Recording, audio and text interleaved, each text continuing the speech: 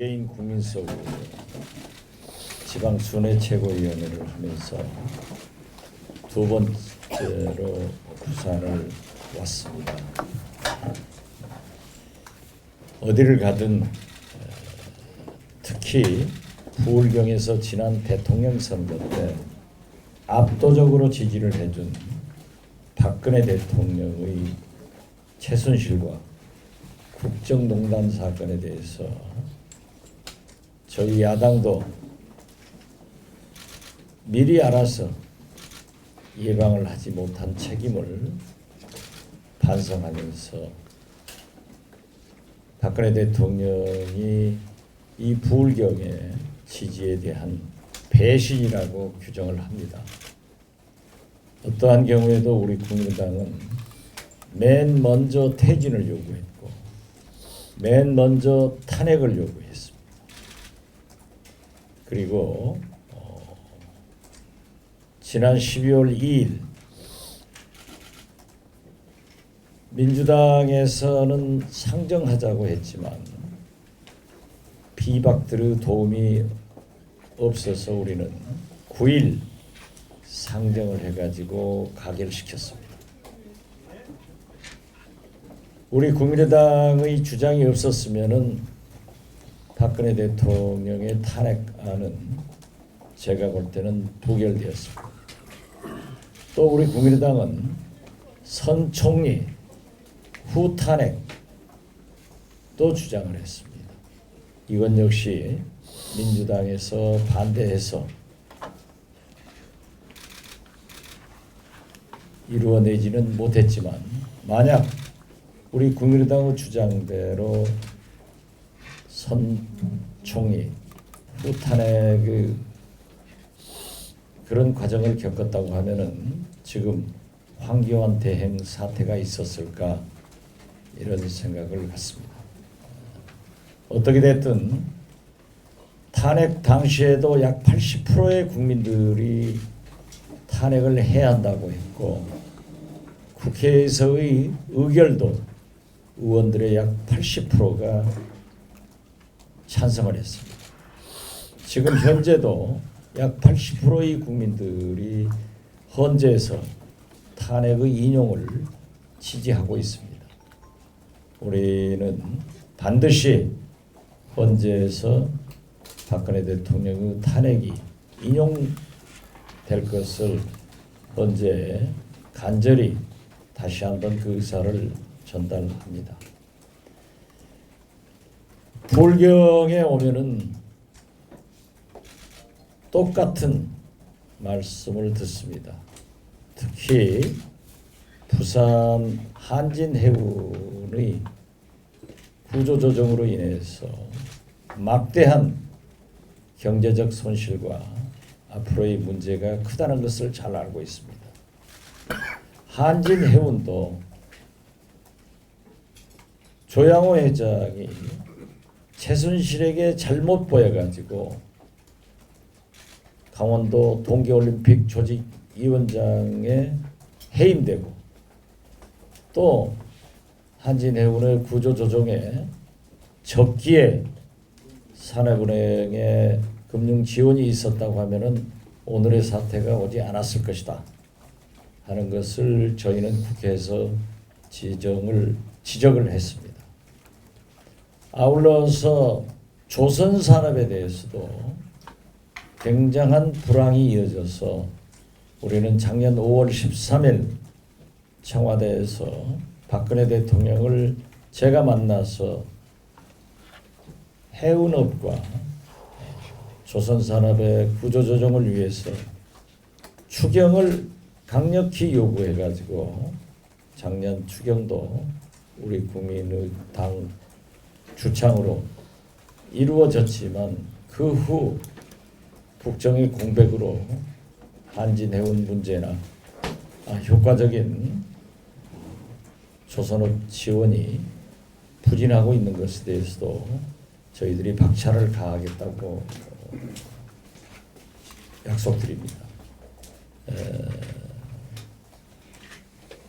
부진한 수주로 인해서 해운업이 어렵기 때문에 공공선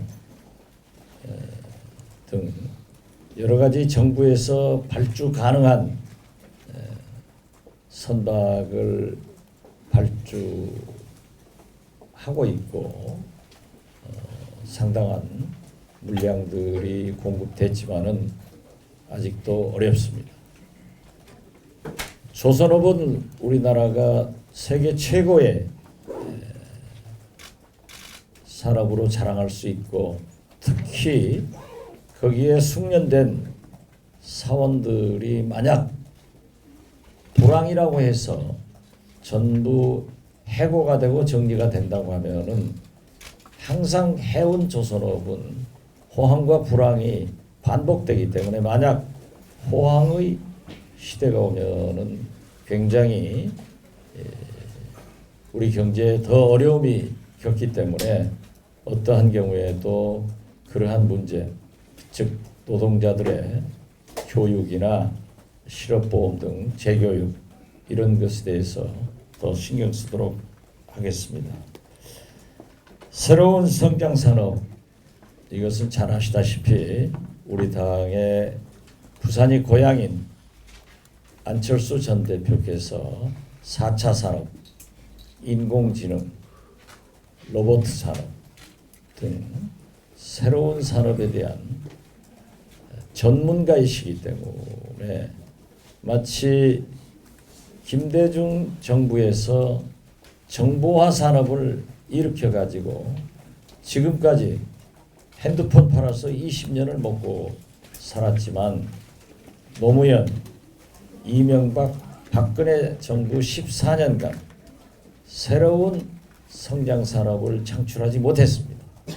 이제 우리는 무엇을 팔아서 먹고 살고 무엇으로 일자리 창출을 할 것인가 막연하지만은 안철수 전 대표께서 그러한 미래에 대한 식견과 비전을 제시했기 때문에 부울경에서도 많은 관심을 가져달라고 하는 것을 부탁드립니다.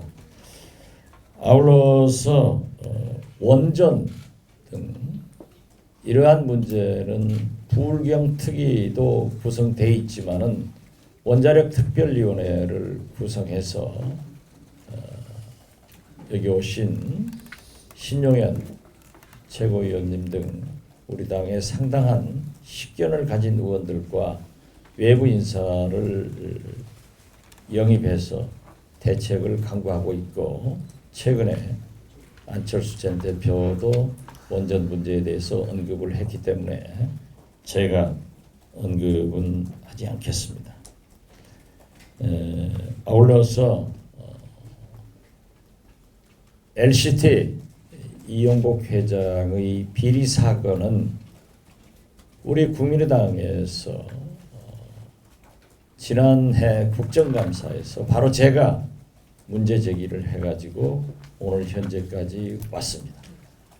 어떠한 경우에도 그러한 비리는 부산의 발전을 위해서도 철저히 수사가 돼서 관계자들에 대한 엄중한 처벌로 정의로운 사회가 이루어지기를 바랍니다. 어떻게 됐든 모든 사람들이 다 그러합니다만은 부울경 경제가 특히 작년 태풍, 지진, 원전, 해운업, 조선업 등 참으로 어려운 융단 폭격이 부울경에 쏟아졌지만은 그래도 희망을 가지고 우리 모두 함께 노력하면은 좋은 미래가 있을 것으로 믿습니다. 저희 국민의당은 잘 알다시피 안철수, 천정배 두 분이 사실상 대통령 후보를 준비해 왔지만은 솔직히 그 지지도가 리베이트 조작 사건 그리고 촛불 집회 과정에서 어려움을 겪었습니다. 최근에 손학규 민주주권 개혁의 의장이 우리 당으로 통합해서 상당히 강한 경쟁을 하고 있습니다. 오늘 또 우리 안철수 전 대표는 대전에서 활동하는 것으로 알고 있습니다만은 어떻게 됐든 우리 당의 지지도와 안철수 전 대표의 지지도가 바닥을 치고 한 자리 숫자에서 두 자리 숫자로 올라왔습니다. 물론 안철수 전 대표는 두 자리 숫자로 올라갔다가 한 자리로 다시 내려오는 그러한 것도 보이지만은 바닥을 쳐서 상승세로 올라갔고 또 우리가 제4차 산업 등 미래에 대한 제시를 하고 있고 강한 경쟁을 통해서 민주당처럼 닫힌 정당이 아니라 열린 정당을 표방하고 있기 때문에 저희는 굉장히 좋은 방향으로 가겠다 하는 말씀을 드립니다. 한 가지만 더 첨언하지만 결국 안희정, 황교안, 이재명 이런 분들은 후보가 최종적으로 어렵지 않을까 저희는 그렇게 판단을 해서 안철수 혹은 손학규 대 천정배 대 문재인 그리고 바른정당, 새누리당, 정의당 이러한 후보들과 본선에서 국민 심판을 받는다고 하면은 문재인 공포증이 있고 우리 후보는 합리적 중도를 지향하고 미래를 지향하기 때문에 좋은 결과가 있을 것으로 저희들은 생각하고 그러한 방향으로 노력하겠습니다. 아무쪼록 부울경에서 부울경의 발전을 위해서도 국민의당이 함께하겠다는 것을 말씀드리면서 저희 당에 대한 많은 관심과 저희 당 대통령 후보에 대한 많은 지원을 바람하지 않습니다. 감사합니다. 감사합니다. CBS의 조선영 기자입니다. 지금 여러 가지 부산 부울경의 현안에 대해서 말씀을 하셨는데 그런 어려움도 있지만 현실적으로 지금 가장 큰 현안이 되는 게 김해 신공항 문제입니다.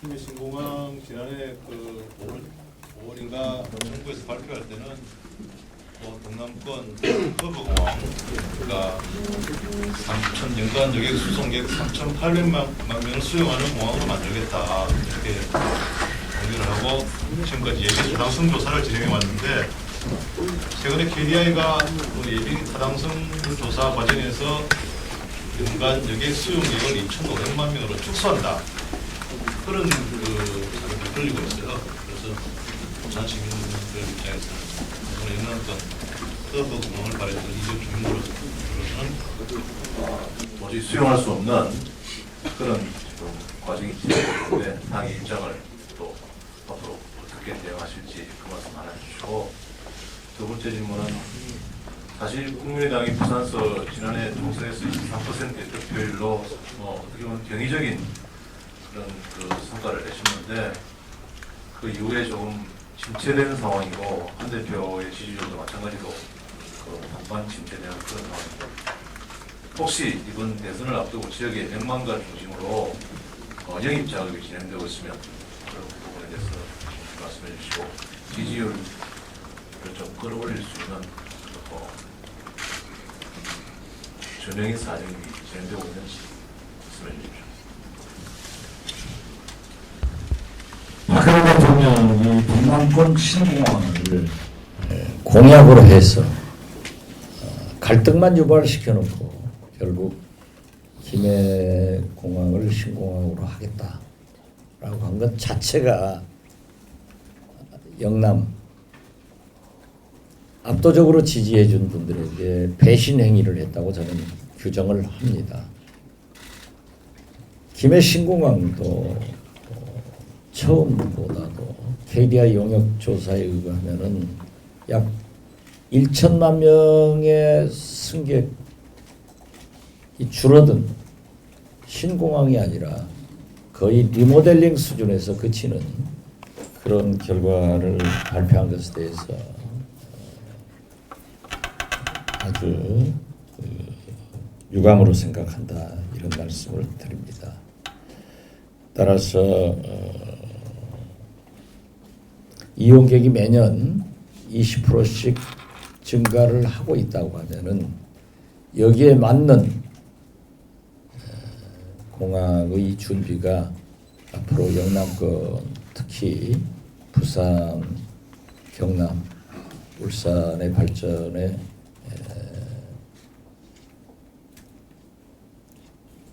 미래가 걸려 있다, 이런 생각을 갖고 저희 당에서 구체적으로 대선 공약으로 할 수 있도록 그렇게 하겠습니다.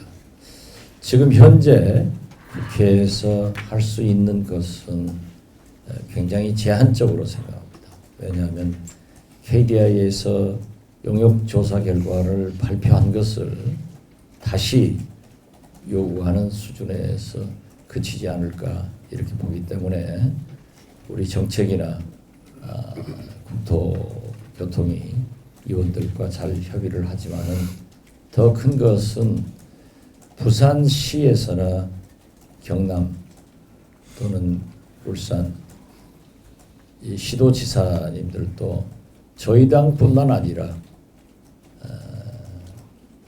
각 당에 그러한 것이 반영될 수 있도록 데이터를 제공해서 대통령 선거 공약에 반영이 되는 길이 제일 좋은 방향이다, 저는 그렇게 생각을 합니다. 아마 다음부터의 대통령은 그러한 공약을 하면은 이제 어떠한 경우에도 지키지 않으면은 어떻게 된다 하는 것을 보았기 때문에 저는 그러한 방향을 택하는 것이 좋겠다 하는 의견을 제시합니다. 두 번째로 총선 때 우리 당에 그렇게 많은 지지를 해주셨는데 안철수의 새정치, 이 개혁의 희망을 걸었다가 리베이트 조작 사건, 그리고 촛불 전국의 그 분노에 우리 국민은 이미 정권 교체를 결정하고 야당으로 옮겨가는 과정에서 저희들이 탄핵 또는 촛불 집회 이런 데서 상당한 오해를 받아가지고 옳은 일을 하고 모략을 받아가지고 지지도가 하락한 것에 대해서 아까 모두에도 말씀드렸고, 그러한 방향은 지금 우리가 다시 상승세를 타고 있기 때문에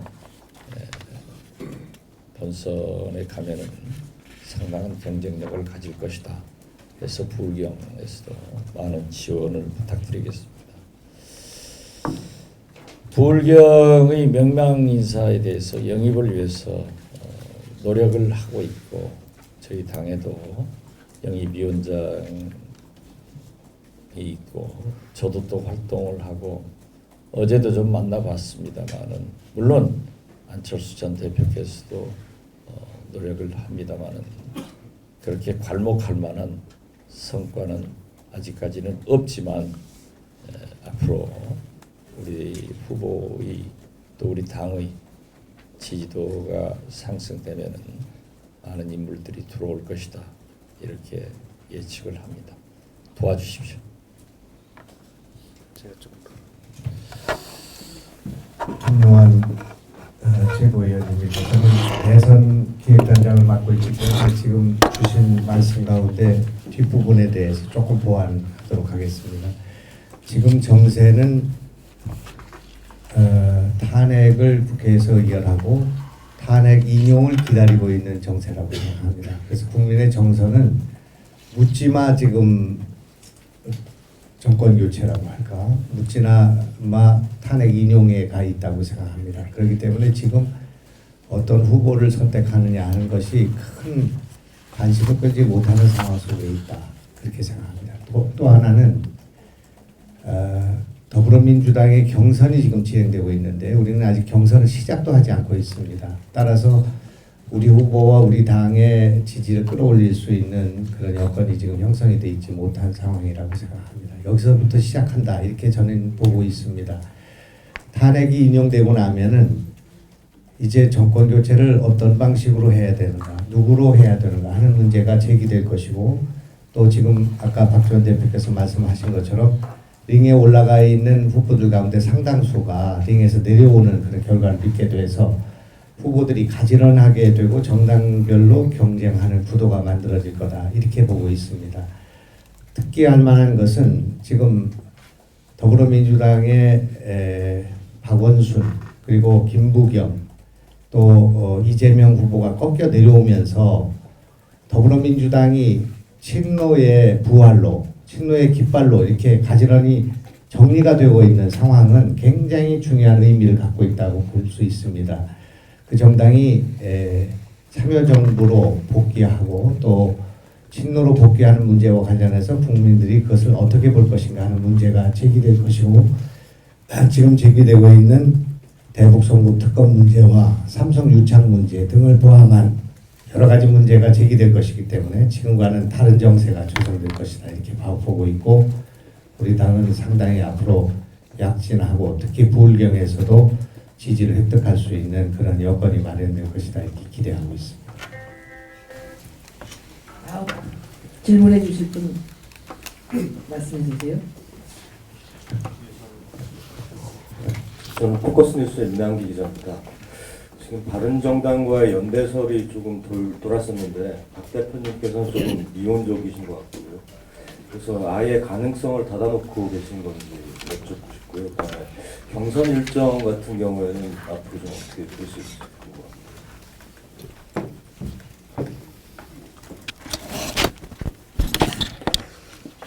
바른정당과의 연정 가능성에 대해서는 저희가 얘기한 적은 없습니다. 우선 정체성이 다르기 때문에 저희 국민의당으로서는 고려하지 않고 있다 하는 말씀을 드립니다. 그렇지만 지금은 다당제입니다. 따라서 어떠한 대통령이 당선되더라도 여소야대로 출발하고, 따라서 국회에서 참 대통령도 국정을 펴는 데 상당히 어려움이 예상되고 있습니다. 그래서 우리는 과거처럼 밀실에서 나눠먹기, 정치공학적인 방법이 아니라 국민들로 하여금 공개적으로 선택할 수 있는 결선 투표제를 요구하고 있고, 그 결선 투표제에 대해서는 대개의 당들은 찬성하고 있지만은 민주당에서 미온적이기 때문에 더욱 노력을 해서 꼭 결선 투표제가 이루어져야 된다. 그렇게 해서 대통령에 당선되면은 어떤 의미에서 보면은 새로운 협치, 새로운 연대, 새로운 연정이 국민이 선택할 수 있는 길을 제시해서 해야 된다 하는 생각을 말씀드립니다. 경선 일정에 대해서는 지금 현재 오늘 아침 우리 김영환 대선기획단장하고도 얘기를 했습니다마는 손학규 의장이 통합을 했고,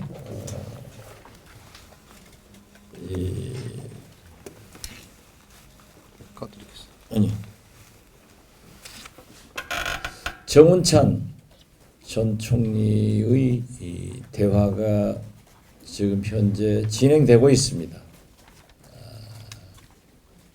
그래서 여러분들이 이 접촉하고 저도 했기 때문에 정운찬 총리의 입장이 정리되는 대로 우리 당에서 결정을 하겠습니다. 그렇지만은 지금 이제 탄핵의 인용 시기가 목전에 올 수 있기 때문에 한없이 기다릴 수는 없을 것이다. 그래서 특히 우리는 열린 정당을 표방해서 우리 당의 정체성을 인정하고 하자가 없는 분에 대해서 문호가 개방됐기 때문에 지금 현재 같으면은 안철수, 천정배, 손학규 이런 분들이 대선 출마를 표방하고 있기 때문에 정운찬 총리 문제가 빠른 시일 내에 정리된다고 하면은 그 후보들의 의견을 들어서 경선 룰을 공정하게 만들도록 하겠다. 그래서 그렇게 마냥 기다릴 수는 없기 때문에 이러한 문제도 내부에서 논의하고 있다 하는 말씀을 드립니다. 네, 뜨거운 기자회견장인데요. 그 11시까지 원래 예정이 돼 있어서 그리고 바로 전통시장으로 이동을 해서 시장 인사 참 그리고 방문을 하게 돼 있는데 여기서 한두 분 정도만 더 질문을 받기로 하고 끝내겠습니다. 질문하실 분 계시면 오늘 아침에 찬모임에 참모임에 김무성 의원 그리고 누구죠? 세훈이 빅텐트 김종인 김종인 그리고 정의화 의원 정의위원 빅텐트 논의가 있었는데 그 부분에 있으면 어떻게 생각하십니까?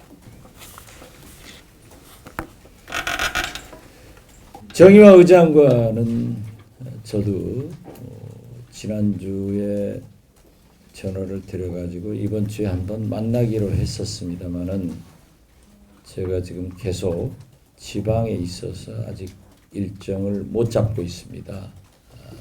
물론 정의화 의장께서 우리 당으로 오신다 또는 안 오신다는 말씀은 없었고 당시는 새 정치를 표방하기 때문에 저와 의견을 나누기로 얘기를 한 바밖에 없습니다.